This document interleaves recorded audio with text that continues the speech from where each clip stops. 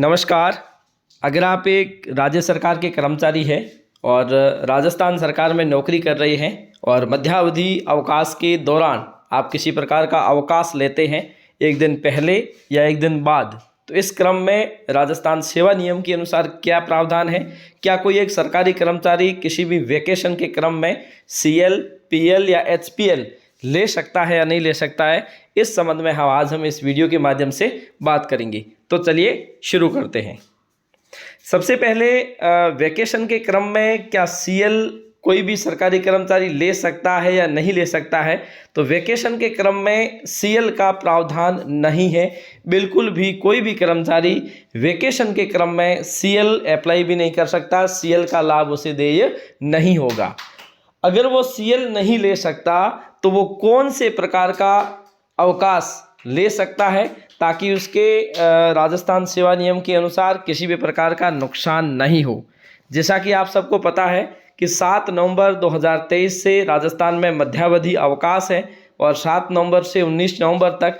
तो ऐसी स्थिति में जब कोई कर्मचारी 6 नवंबर यानी सोमवार को कोई अवकाश लेगा तो किस प्रकार का अवकाश ले सकता है?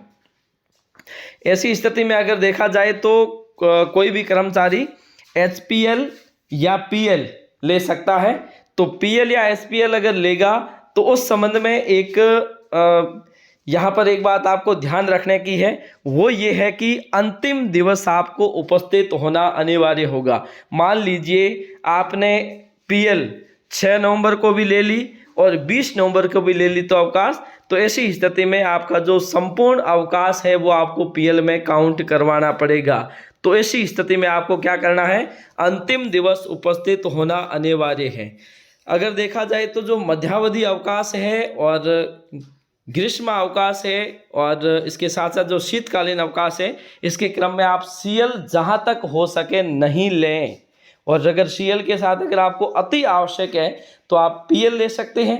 PL लेते हैं तो एक बात का अवश्य ध्यान रखें कि आप जिस दिवस छुट्टियां समाप्त हो रही है, अवकाश पूर्ण हो रहा है, उसके प्रथम दिवस आपको विद्यालय में उपस्थित होना अनिवार्य है। अगर आप ऐसा नहीं करते हैं तो संपूर्ण छुट्टियां आपके उस अवकाश में काउंट कर दी जाएगी।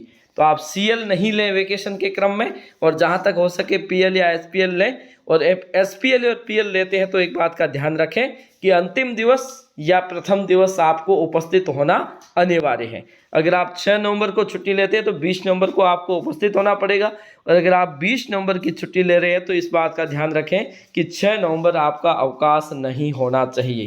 तो आज के लिए इतना ही। धन्यवाद।